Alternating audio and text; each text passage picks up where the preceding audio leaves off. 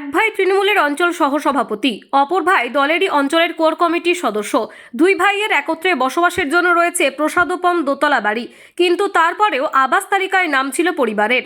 সমীক্ষা শুরু হতেই অবশ্য স্বতঃপ্রণোদিতভাবে আবাসের বাড়ি না নেওয়ার জন্য স্থানীয় বিডিও অফিসে আবেদন জানিয়েছে ওই পরিবার। বাঁকুড়ার পাত্রসাহের ব্লকের বালসি 2 নম্বর গ্রাম পঞ্চায়েতের পানপুকুর মাঝিপাড়ার এমন ঘটনাকে ঘিরে শুরু হয়েছে রাজনৈতিক চাপানুতর। তৃণমূলের ঘটনাকে সততা বলে প্রশংসা করলেও বিজেপির কটাক্ষ, জনরোষে পড়ার ভয়েই এমন কাণ্ড। আবাস প্রকল্পের তালিকা নিয়ে এই প্রথম নয়, বহু ক্ষেত্রে দেখা গেছে পাকা বাড়ি থাকা সত্ত্বেও শুধুমাত্র শাসক দলের নেতা বা ঘনিষ্ঠ হওয়ার সুবাদে নাম উঠেছে আবাস তালিকায়।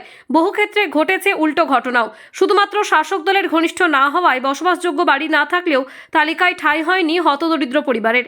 এবার বাঁকুড়ার পাত্রসাহের ব্লকের বালসি 2 নম্বর গ্রাম পঞ্চায়েতের ক্ষেত্রেও দেখা গেল সেই একই ছবি। জানা গেছে পাত্রসাহের বালসি 2 নম্বর গ্রাম পঞ্চায়েতের পানপুকুর মাঝিপাড়া গ্রামে নিজেদের পাকা দোতলা বাড়ি রয়েছে সম্পর্কে দুই সহোদর ভাই, তৃণমূলের স্থানীয় অঞ্চল সহসভাপতি নিমাই মাঝি ও তৃণমূলের অঞ্চল কোর কমিটির সদস্য আনন্দ মাঝির।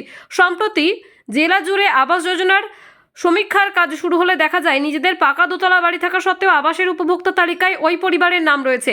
বিষয়টি জানার পরেই সমীক্ষক দলকে ওই প্রকল্পের উপভোক্তা তালিকা থেকে নাম বাদ দেওয়ার কথা বলেন ওই দুই ভাই। দুই প্রকল্পের উপভোক্তা তালিকা থেকে নাম বাদ দেওয়ার জন্য পাত্রসাহের বিডিও অফিসে লিখিতভাবে আবেদন জানান আনন্দ মাঝি। তাদের দাবি, বছর 5 আগে যখন আবাসের সমীক্ষা হয়েছিল তখন তাদের পাকা বাড়ি ছিল না, পরবর্তীতে তারা পাকা বাড়িটি তৈরি করেছেন। এখন নিজেদের পাকা বাড়ি থাকায় আবাস প্রকল্পের বাড়ি তারা ফিরিয়ে দিচ্ছেন। তৃণমূল নেতৃত্বের দাবি, অপর একটি দরিদ্র পরিবার যাতে ওই বাড়ি পেতে পারে সেই উদ্দেশ্যেই ওই তৃণমূল নেতার পরিবারের বাড়ি ফিরিয়ে দিয়েছেন। এই ঘটনার সত্যতার নজির হয়ে থাকবে। বিজেপি অবশ্য এই ঘটনাকে কটাক্ষ করতে ছাড়েনি। বিজেপি নেতৃত্বের দাবি, 5 বছর আগে যে পরিবার কাঁচা বাড়িতে বসবাস করত, 5 বছরের মাথায় তিনি কোন জাদু বলে অমন প্রসাদোপম বাড়ি তৈরি করতে পারেন তার তদন্ত হওয়া প্রয়োজন। একই সাথে বিজেপির কটাক্ষ, এখন জনরোষে পড়ার ভয়ে আবাসের বাড়ি ফেরানোর আবেদন জানাতে বাধ্য হচ্ছেন ওই তৃণমূল নেতাদের পরিবার। কারণ গত 5 বছর আগে যখন বাংলার আবাস যোজনা বাড়ির জন্য বাড়ি বাড়ি সার্ভে গিয়েছিল, তখন আমাদের বাড়ি ছিল না, আমাদের মাটির বাড়ি ছিল। এখন বর্তমানে যখন সার্ভে টিম আবার বাড়ি দেওয়ার জন্য বাড়ি বাড়ি যাচ্ছে, তখন আমরা দু ভাই ঠিক করলাম যে এখন আমরা বাড়ি আর নেব না, কারণ আমাদের বর্তমানে একটি পাকা বাড়ি আছে, সেই জন্য বাড়িটি ফেরত দিলাম। আমরা দুই ভাইয়ের মা মাটি মানুষের দল করি, মমতা ব্যানার্জির দল করি, তৃণমূল কংগ্রেস করি। বালসি 2 নম্বর অঞ্চলের পানপুকুর গ্রামের বাসিন্দা।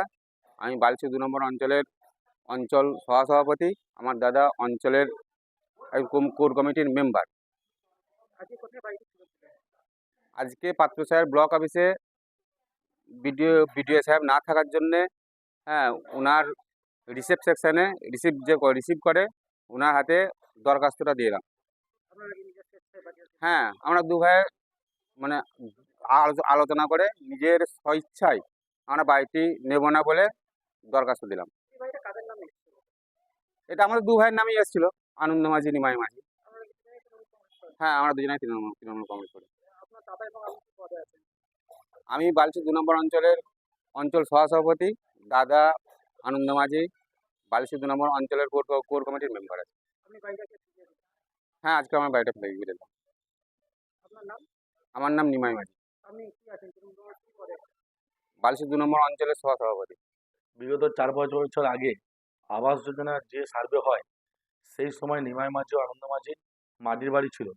পুনরায় নতুন করে বাংলা আবাস যোজনার যে সার্ভে হচ্ছে, তার বিগত 1-2 বছর আগে নিমাই মাঝি ও আনন্দ মাঝি এটি পাকা বাড়ি করে। যখন বাড়িতে সার্ভে টিম যায়, যাওয়ার পর বলে আমরা বাড়ি করেছি, আমাদের বাড়িটি দরকার নেই, এই বাড়িটি যাতে এবং গরিব মানুষ পায় তার জন্য আপনারা ব্যবস্থা করুন। সেই কারণে নিমাই মাঝি ও আনন্দ মাঝি পাত্রসাহের ব্লকে বিডিও অফিসে গিয়েছিল এবং বিডিও অফিসে গিয়ে রিসিভ সেকশনে জমা দিয়ে যে যাতে আমার বাড়িটি আমাকে না দিয়ে অন্তত যে গরিব মানুষ এবং যোগ্য ব্যক্তি পায় তার ব্যবস্থা করেছি। নিমাই মাঝি ও আনন্দ মাঝি হচ্ছে, নিমাই মাঝি আমার অঞ্চলের সহসভাপতি, আনন্দ মাঝি হচ্ছে আমার তৃণমূল কংগ্রেসের বালসি অঞ্চলের কোর কমিটির মেম্বার। এবং আমরা মমতা বন্দ্যোপাধ্যায়, অভিষেক বন্দ্যোপাধ্যায় আদর্শে তৃণমূল কংগ্রেস দল করি। আমার বিষ্ণুপুর যুব জেলা প্রেসিডেন্ট সুব্রত দত্ত, পাত্রসাহের ব্লক প্রভাত মুখার্জি এবং আদর্শে আমরা তৃণমূল কংগ্রেসের দল করি এবং মামাটি মানুষের এই আদর্শকে যেন আমরা এবং প্রত্যেকটি আমার বালসি 2 এর এবং তৃণমূল কংগ্রেস এটা যেন করতে পারি। বলে আমি ধন্যবাদ জানাই ও নমস্কার। আমার নাম বুদ্ধদেব পাল, পাল সিটু প্রধান। দেখুন, এরা বাড়ি ফিরিয়ে দিয়েছে, তাতে সততার কোনো পরিচয় এদের মধ্যে নেই। এরা দেখতে পাচ্ছে যে এই বাড়ি নিয়ে চারিদিকে ঝঞ্ঝাট চলছে, আজকে এত বড় বাড়ি, যার জন্য তারা জনরোষের শিকার যাতে না হয়, তার জন্য এই সততা দেখাচ্ছে।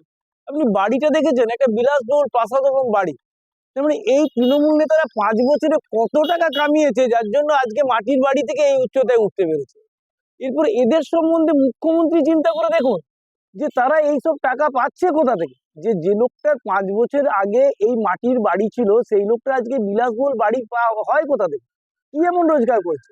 আজকে ওই অঞ্চলে আর কাউকে দেখুন তো, সাধারণ মানুষ কার 5 বছরে এত বড় বাড়ি হয়েছে। এর থেকেই বোঝা যায় যে তৃণমূল কংগ্রেস কি পরিমাণ কাটমানি তার নেতারা খায় এবং কত টাকা পাবলিকের চুরি করে। তার প্রকৃষ্ট উদাহরণ হচ্ছে এই দুই ভাই। বাড়ি ফিরিয়ে দেওয়া ছাড়া তো গতি নেই। বাড়ি যদি না ফেরায় তাহলে এরপর মানুষ, জনসাধারণ অত্যন্ত ক্ষেপে আছে এদের উপরে। এরপর তারা জনরোষের শিকার হয়ে যায়। তাদের হয়তো বাড়ি ভাঙচুর হবে বা কেউ হয়তো গাছে বেঁধে রাখবে। কারণ আমার এত বড় বাড়ি করার পরে যদি প্রধানমন্ত্রীর আবাস যোজনা বাড়ি নেয়, তাহলে সাধারণ মানুষ তো ক্ষেপে যাবেই। তার জন্য তারা সততা দেখাতে গেছে। কিন্তু মানুষ তো জানে, এলাকার লোকজন জানে যে তারা কি ছিল আর কোথা থেকে কি হয়েছে। তাই এসব ভাঙতামি তাদের বেশি দিন চলবে। আমার নাম দেবপ্রিয় বিশ্বাস, আমি বিষ্ণুপুর সাংগঠনিক জেলার ভারতীয় জনতা পার্টির মুখপাত্র।